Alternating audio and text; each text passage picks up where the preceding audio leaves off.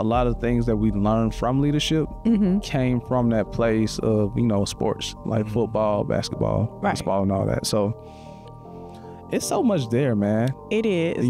It's so much there. And we can go down the line of what he called the first 15. So today we're just going to talk about how leadership is a contact sport. Well, why leadership is a contact sport. Okay.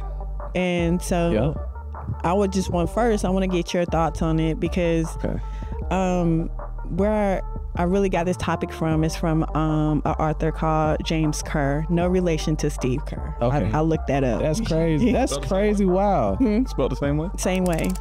That's crazy. Wow. And I researched to see if they were hand in hand or related. Right. They're not. He wrote a book called Legacy. Okay. It documented the All Blacks, New Zealand All Blacks rugby team. You heard of that? Oh. So there was like his first 15 like philosophies that he did in his book based off that team. Okay. And so that's where I got the topic, why leadership is like a contact sport. So I just wanted to give y'all intake on that first. Like, what are your thoughts? What do you think that means? Like, do you practice that at work, at home? Man, I think, you want to go ahead first? Go ahead. No, okay. No, because we actually talked about this too. Man, it was one of the earlier episodes, between 1 and 10 somewhere, where we talked about how you came through getting that championship or whatever from football. And I mean, we ain't never made that far. Football. Yeah, two. Let me turn you up, man. 2 championships, man. But we actually talked about a lot of things that we learned from leadership came from that place of, sports, like football, basketball, baseball, and all that. So it's so much there, man. It is. It's so much there. And we can go down the line of what he called the first 15. So this is what he wrote like in 2015 though. Okay. So the first one was sweep the sheds, which means never be too big to do the small things to be done. Facts.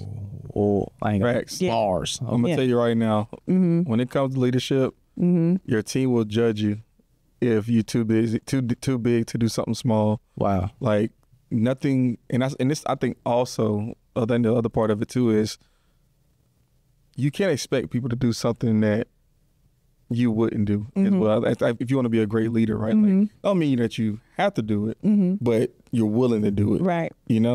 So 1,000% agree with you. Yeah, and that's like in relationships. I would never require somebody to do something that I'm not willing to do. Like I can provide what I require. That's heavy. Man, it's crazy. I want to get into it. We're talking about leadership.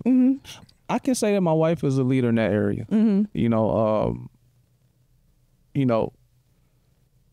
of my goals is that, to deepen our intimacy in our marriage. And can I have another baby? Nah, man. Okay. I mean, God, leave, man. Everybody, you got to. You got to. You have to. Yeah, no, it's coming soon, but not now. Okay. Not now. It's intimacy. I was like, okay, baby coming. Be on the lookout. Nah, man, we just talking about. Let's go see some pictures of some feet. 2025 coming soon. Cooking. Yeah, just not sex, but intimacy, like, you know what I mean, like just with each other. But I noticed that I struggle with, in therapy, I noticed that I struggle with being vulnerable.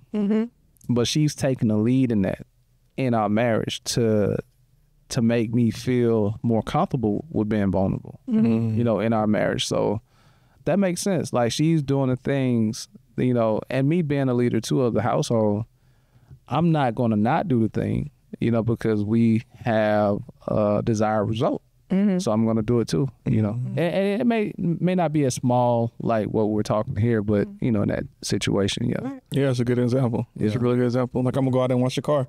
Yeah. I mean, I, want to do that every single day, all day, but I'm going to do whatever it takes to be able to be, I don't have my opinion, that's just what it takes to be great. Like, you got to be willing to do. Right. Whatever. Right. Talking about in your... Clean the... Man, you know what?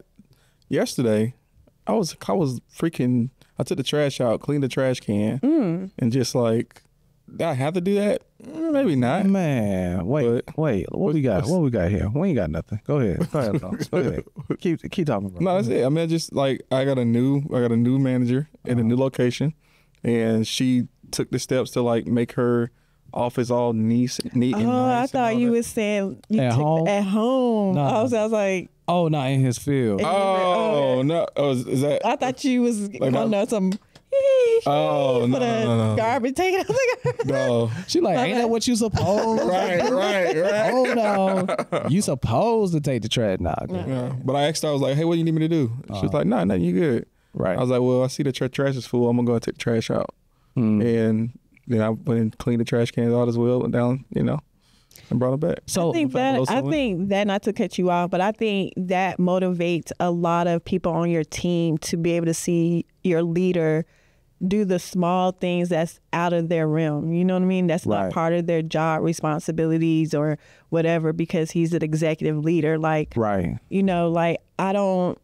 surprised me to watch like Rich McKay just walk past me picking up trash. He's on the floor. Like, you know what I'm saying? That's not his, like, you're an executive leader, but he's still doing those small things to keep up the stadium and leading with purpose. That's heavy, man. Because, okay, so I'm thinking deeper into it too, though.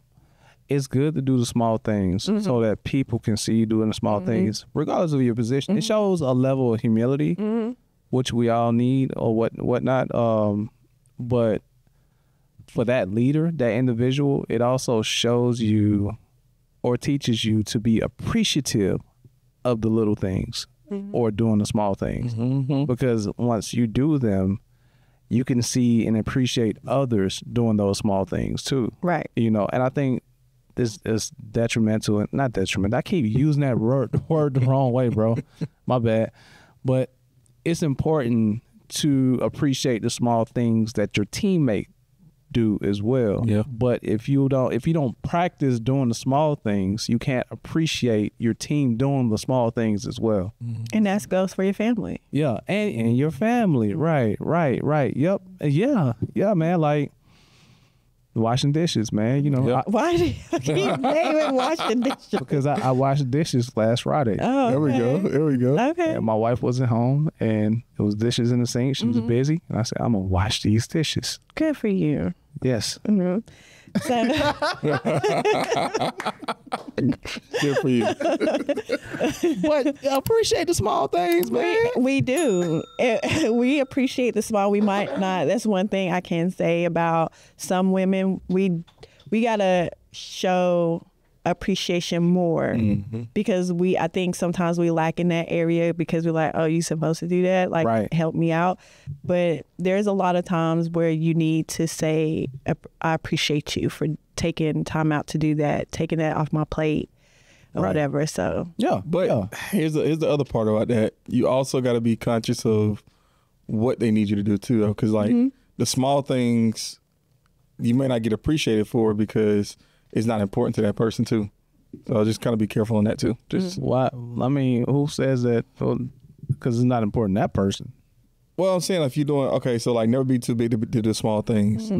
Like Rich McKay picking up trash may not mean anything to the person. Like maybe you saw it, but maybe the person that's above you didn't care. Yeah. But the janitor that actually has to clean up the mess appreciates. Yeah. You know what I'm saying? So just, everybody's different on what their perspective on what the small things are. Like, you should have did that. Yeah. You know, like, we weren't supposed to do that. Yeah. I mean, going back to the episode, expectations, but okay. Anyway, there we go. What's next, L Boogie? Number 2, go for the gap. When you're on top of your game, change your game. Go for the gap. When you're on top of the game, what is that? What are your take on that? When you're on top of the game, change your game. It's just like, let's talk about like basketball. Okay. When you're on top of your game, are you going to use the same play every single time to win the next game? Because your opponent's going to be different, right? That's true. So when you're on top, you can't keep running the same play every single time, every single year. You can't run the same game that you run with every single Well, why not, though, if it works? You got to change it up. Once you're on top, you got to change that up. So, do you see Nick Saban changing anything up? No, he retired. I think we talked about this too. But go ahead. I think he's going to change it up because his players are going to be different. Because what I teach you, I can't probably teach Ant. Like, so when I'm on top and I'm switching out my players, I got to change up the game a little bit. It doesn't have to be all the way, but just a little bit. That's scary. Just a little bit. It's good, but it's scary because it takes you out of comfort. Out of whose comfort? Like, if I'm used to winning a certain way, then to change it up, now I'm taking a risk. You know, what I do next, like me changing up. What if it don't work?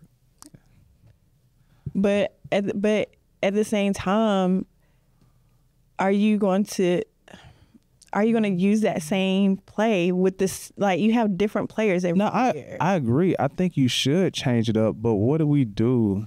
So how would you play that in the business world, in corporate? I mean, if you know something works, why would you change it?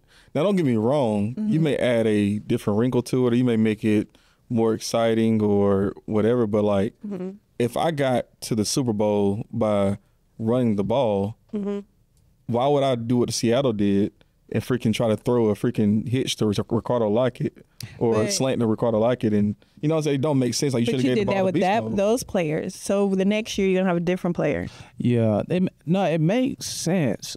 My question is, like, what do we do with, I guess, the fear of the risk? Because now, like you say, if we're running the ball, but what if we don't have, next year we got a running back not as fast, you know, but we have two wide receivers. But you got to take those risks. We got to take the risk.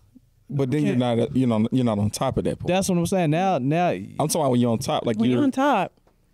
That's what matter of fact, that's why the freaking Falcons lost the freaking Super Bowl, is because we were on top and we got away from our freaking game plan. Well, don't look at me because I wasn't there or working for them at the time. So still a sore spot.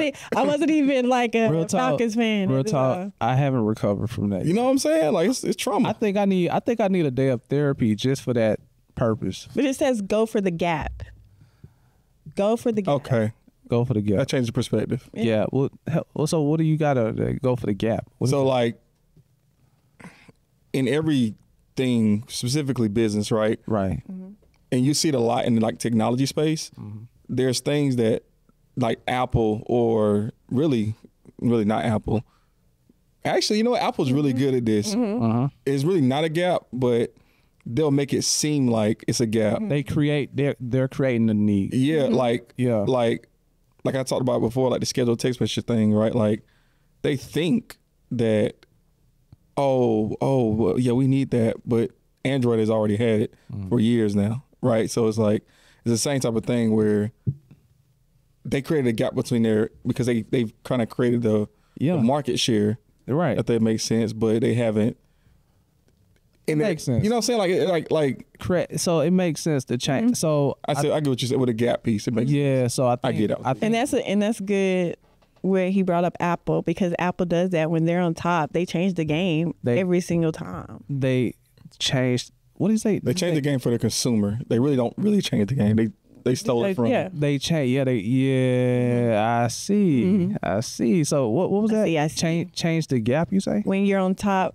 Number 2 is go for the gap. When you're on top of your game, change your game. Okay. Yeah, so I see. They have the market share, right? They have like, they're on top of their game in terms of the market share. They do. Yeah. So go for the gap. So if I can make my product a little bit better, so that way people don't feel the need to go back to Android, they're going for the gap because there's a gap. You know what?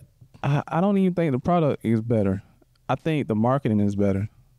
Because they have, and there's always a Steve Jobs. But you're Android. Yeah, I am. So okay, don't talk online. Nah, iPhone. We know what's up. Actually, the tech geeks know what's up. But technically the marketing is way better. The marketing now, Steve Jobs has been a marketing genius for years, where okay, y'all saw The Wolf of Wall Street? Yeah. Have you saw it? And he was like, sell me this pencil. And then he was like, well, it's shaped nice. And he was like, no. And to the other guy, he was like, sell me this. No, he was like, sell me this pen. And he was like, okay. He said, I'm going to tell you this. You need to write this down. You have a pen? He was like, no. He was like, I got one for you. So what he did, he created a need for a pen. So I think Apple is really good at creating a need for something. Like Android, they pack everything in and we have access to a lot, but we don't know it quite yet because they haven't marketed to us. But Apple, they know how to make Android seem like trash. Like, you know what I mean? They have that marketing ability for creating a need. And it seems like change to, you know, their consumers, but it's not quite. They have the market share, so they have the power to, you know, they have the power to expose something that was overlooked. Yeah, it's real. Anyway, go ahead. Sorry. All right. No, you're good. Number 3. This is good, though. Number 3, play with purpose. Ooh. Meaning, ask why. Ask why. Ooh, I love it. Play with purpose, meaning, what was that? Ask why. Ask why. So, I live in purpose. Yeah. I live in purpose, man. Yeah. Like, they're asking, like, bro, if people can really understand that, like, don't just play the game, understand why things are going the way they're going, right? Right. Like, I always tell my new hires, I was like, all right, your first 90 days, it's going to be about learning what we do. Right? Like, learning, or no, not learning what to do, learning how to do things. So you're learning how to write a ticket, you learn how to make somebody happy, you learn how to, you know, whatever, right, sell or whatever. But the 90 days after that, that's when you start to ask the why, like, hey, why do we do it this way? Why do we? Because that's the only way that you're going to really be able to grow and be able to continue to ascend and be great and be able to change the game. Is by knowing the why. Going for the gap. Yeah, going for the gap, so it goes back. Yeah. Okay. What you think? And then where do you see that in relationships? Play with purpose. Play with purpose. I've always been a why type of person, and I think it got me in trouble because, like we said in one pod, he was like, you know, do what your leader say do. I always ask why, not to challenge the leader. Now, if the leader don't know, then hey, that's on the leader. But I need to know why I'm doing a certain thing, you know, just so I can know the purpose. But you did say something key, like learn it first and then ask why. I just want to know why. But in relationship, like, I always been a why type of person. And I'm always digging and going into rabbit holes. So, like, in my relationship, like in marriage, like, okay, do I have an example? No, I don't have an example. But I'm always asking why. Or even just, why is my wife, or why did she respond this way? Or why, you know what I mean? Or what did I do? It's always a why behind what I do. Yeah, I might look at it more so towards dating. Yeah. Dating. You know, like a lot of people just date just to, like, you gotta date to get a free meal, you know, like, or like, I don't know. You gotta date with a purpose. Like, I do believe that you gotta date with a purpose for sure. I think, I agree. The purpose should be, honestly. That's me being the single person here, like, that's not married, that in my relationship, I'm dating, I'm with you for a purpose. Right. And so my question to you would be, what are your intentions are with me? Right. Like, so what purpose are you dating for? Marriage, my end goal. Like, that's my goal. And to also just show, like, I'm not just dating just to be dating. Right. Yeah, I know what I mean. Ain't that the purpose for all dating? It should be. Nah. But I just, hey, you know, I wasn't back in the day, boy. I mean, you know, but I wasn't down here scout life. Nah, when I was scout life, you knew my purpose was. But I mean, it's just like if you're dating someone's daughter, the father, you come to the house to pick up the daughter, the dad is going to ask, what are your intentions are with my daughter? Right. Like, I got to know what your purpose is and why. Like, if it's just to play, then okay, well, go ahead. And then when she come back, I'm going to teach her the game. That's true. See, he ain't gonna let him go. He ain't gonna let her go. Yeah. I mean, you know, you're not gonna upset you can't go on a date, blah blah blah tonight. But just when you come back, just know that. Where I'm from Kentucky. Oh yeah. Where they get happy when it snows. Yeah, But That's where she from. it ain't for, like South Georgia. Nah, you going to the house, you ain't going nowhere. I wasn't in Kentucky. I didn't grow up in Kentucky. Oh yeah, she was a Military, right? yeah. Mm-hmm. So I was a little bit of everywhere. So I only had 3 real girlfriends in my entire life, and Chrisann is the last one. So my purpose with other. I hope nobody's watching this. My purpose wasn't marriage for the women, and I don't remember as many. I ain't go out on many dates. Well, Waffle House, but I don't call it a date. We just Hanging out. You want some food after we, yeah, okay, cool. We get just some food, but I ain't really. So the 3 girlfriends I had, my intentions were. What was the third one? Oh yeah, that's right. Yeah, so my intentions were to marry. I was engaged to one, and I married the last one, the third one. So because my intention was to marry. Wait, you was engaged before? Yeah. Really? That's a whole nother story, man. We'll talk about that, bro. We're gonna get into that soon. Anyway, that's another story. But so, hold on. Did you break it off or she break it off? I did. Did you get your ring back? Huh? Did you get a ring back? Huh? Dang. Oh, that's another story. So that brings us to number 4. Actually, that's a story before. I got engaged twice. So what does that mean? With that doesn't one answer ring. my question. With one ring.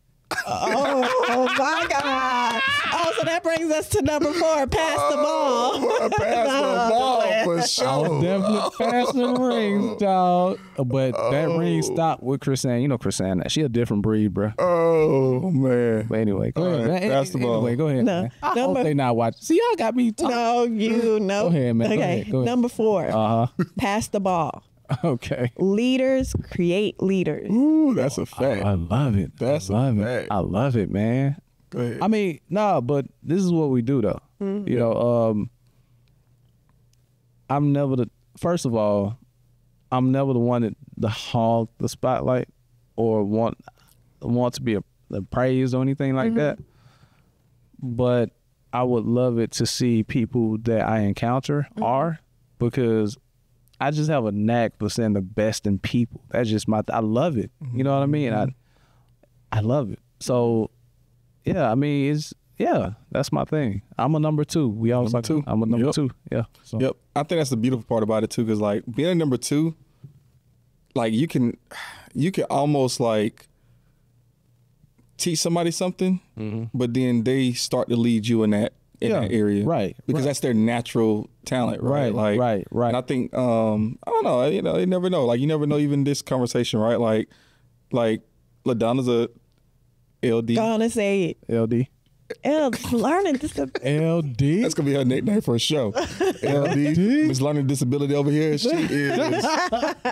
She's a number 1, right? So like, and I even through our conversations of like when I'm just listening to her talk, right? And she's like, "All right, I studied this, I did that, I did this." I'm like, I ain't putting that type of time into, Right. But like now I'm curious though. I'm like, okay, like, all right, I need you to teach me the way that you study, so that way I can become better. Right. Because she has a natural talent of being number 1. Yeah. Right. But like I don't. Right. So it's like, but I'm not gonna let her outdo me, right? 'Cause I'm competitive. So I'm gonna learn the game from her, right? So she's a leader in this aspect, even though we've been potting long. You know what I'm saying? So that's just a perfect example. I mean, LD. You know what I'm saying? Like Pippen didn't outdo Jordan, but I mean, I showed you the way.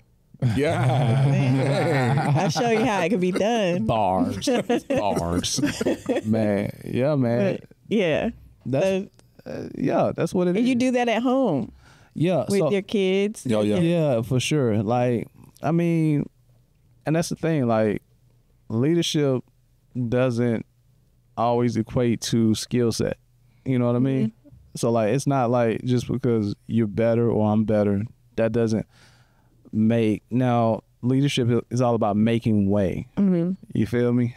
And if I can make way by getting out the way, then you know what I mean? Like, hey, I can show you this and get out of the way. Yep. You do your thing. Like, it doesn't mean that I'm better, but I think the leadership, that's what it's about, just making way for people. Yeah. And what was that saying? I'm sorry. What was that saying? How that somebody said it, I think it was Jay-Z, when I taught you how to fish. You remember that lyric? Nah. Well, basically, I ain't started listening to Jay-Z until 444. Nah, it wasn't a disc, but it was like, I taught you how to fish. Like, so meaning like, I took you out there to learn how to get your own food. Right. So now it's up to you to get it. So it's like a leader creates a leader. Yeah. And I think that for me, because I've always wanted people to do me that way. And I felt like I never got that treatment. Like they never saw the best in me and said, hey, young blood, let me show you and get you, even in this media game, man. Like, bro, like I used to yearn for a mentor or whatever, man, but I ain't never had that. You know what I mean? It was either like somebody was probably insecure about the knowledge or the wisdom that I had or whatever, and they would not. But but me now, like, man, I want people to outshine or whatever. I don't care. You're not gonna get that too much in the Black culture. Wow. You know what I'm saying? Man. Like, it's never going to be like, let me show you how it's done, because it creates an insecurity. Yeah. And, I don't want it to, because you might be better. Right. And so that means I'm going to have to compete against you. So I'm going to keep you stagnant. Right. And I'm going to keep you where you are. So it makes me look good in the end, because I know your potential, but I don't want to let you know your potential. That's what I've gotten. Like, I can see your potential. I can see you. You know what I mean? Yeah. You can be the one, but I ain't gonna. I'm not gonna show you. Yeah. What you have something? Lyric of the week. Already? I ain't got it. Lyric of the week. Lyric of the week. So I don't know if y'all heard Lotto's new album yet, but it's a pretty good album. Honey, iced tea. It's a pretty good album. Nah, I haven't heard. But on the song, she has a song called "Shout Out to Me," and she says, "The crown is coming home soon. I'll sit on the throne soon. And to the next girl with dreams of making some bold moves, the love they never showed me is the love that I show you." Oh, and like when it comes to like creating other leaders, like you have to have that like legacy mindset. Yeah, and that's what like makes people. To me, that's what makes people great. Right. It's like, it's not about what you did. It's about what does your lineage say about you. That's true. That's why I'm big on legacy. My son is named the fourth, right? Like, it's like, I'm big on like, I don't want to just do enough for me and my generation. Like, I want to make sure that my son is able to, be able to continue to go on. And I look at my leadership tree as well. Like, I look at it as a failure when somebody comes from under me and they don't make it. Like, especially in sports, when you look at the Belichick tree, or like, I'll be embarrassed if I was Belichick. I'm gonna be honest with you, right? Like, I mean, no disrespect, but just like, I'll be embarrassed because everybody that comes from under him doesn't necessarily have the same success that he had, right? Or a similar success, right? But you look at Mike Tomlin. Mike Tomlin he's still a newer tree, but like, people are being successful. You got Raheem Morris going to win the Super Bowl this year with the Falcons. You know what I'm saying? You already know. I'm just throwing it out there, So, make sure he know that we said this on this podcast. Okay. Thank you. When it happened, you got a clip. Yeah. So we went through sweep the sheds, go for the gap, play with purpose, pass the ball. Number 5, create a learning environment. Leaders are teachers. So we kind of hint and talked about that a little bit with pass the ball. Like, you got to create the environment. Yeah. And in relationships, I always say, men create the environment. Nah, that's think so? That's facts. Why you say that? Why y'all say that? I feel like it. Men create the environment. I feel like it. But you got a problem because again, no. Okay. The reason why I say that men create the environment, because women tend to lead, like, follow off of what you got going on. Like, you wake up with an attitude, I'm gonna give you an attitude. If you got to create the environment for it to be the way you would like it to be. So we following your lead, and you are the leader. Right. Not the leader, but a leader, because we talked about a leader, one of 2 in the household. Big T. Big T. The. Okay. Y'all, You know what I'm saying? we're the head.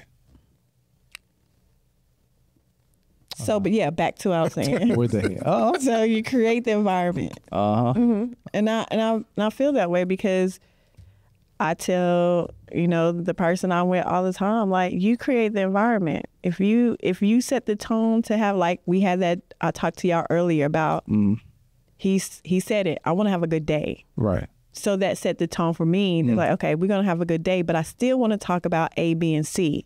And we're going to talk about A, B, and C, and we're still going to have that good day. So it's like you created. If he would have said something different, right, it would have ended different. That's true. Yeah. Nah, it's true. Especially being the head of the household, right? So you always want to put it. And I made sure I turned the camera to me. So nah, real talk, it is.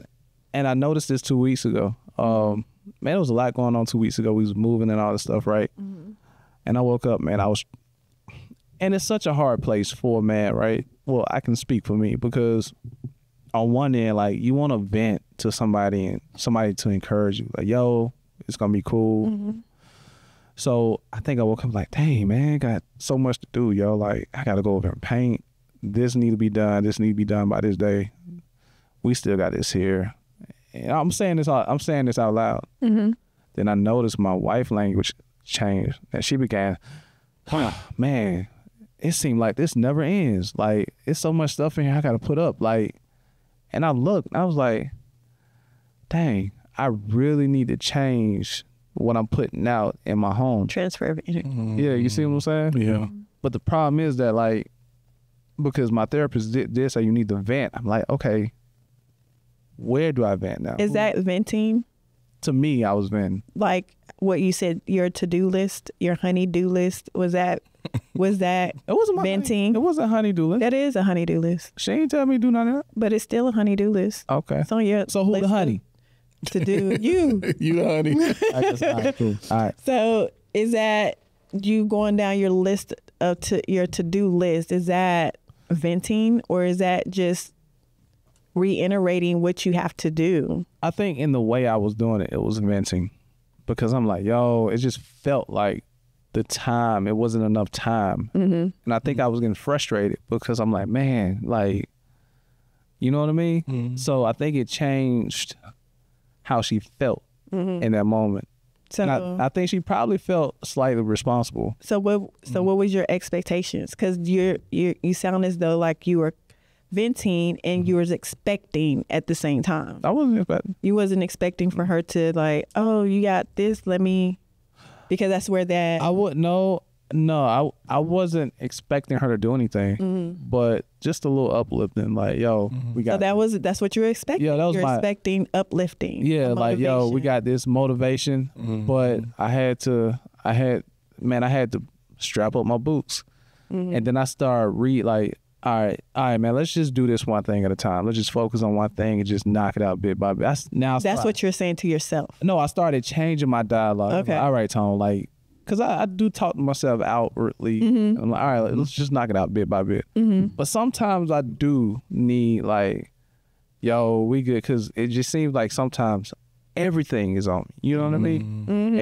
And I'm like, yo, okay.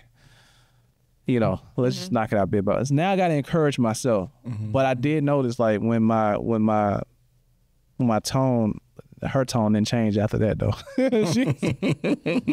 So now it's crazy because now I set the tone for that day. Yeah. So I'm like, so now she's got to say what she's got to do. Yeah. So I got to do this and I got to do this. I got to do this. And now she's recreating. See, and that's how you know the man is the head, right? Because now she's recreating the seed that I planted. You know, y'all not harvest, but y'all are the soil that we plant. Now she's spewing this.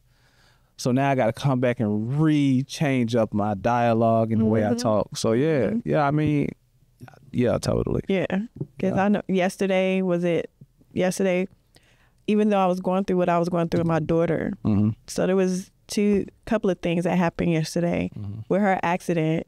She was worried about like her job, car, blah, blah, blah. But as a mother, my first instinct was, look, let's thank God right now that you still have your life. Yeah, that's for sure. Absolutely. For sure. So let's change that, because she went from crying to like, just breathe. Yeah. You got it. Yeah. And so you have someone here. I said, let's just handle one thing at a time. Right. You're going to get through this. Right.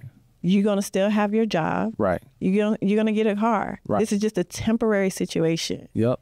Soon as I pulled up, I was on the phone with Craig.